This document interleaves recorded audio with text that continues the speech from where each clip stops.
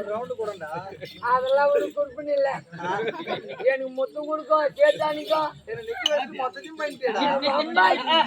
ஏய் பிரேக்ல லாரி வருது மடக்குற எதுக்கு வருது என்ன நிக்க வச்சு நீ பாட்டு என்னென்னமோ பண்ணி கிடக்குறியா? இது 10-15 வருஷமா நான் இதுங்களுக்குள்ள என்ன இது? பேசியா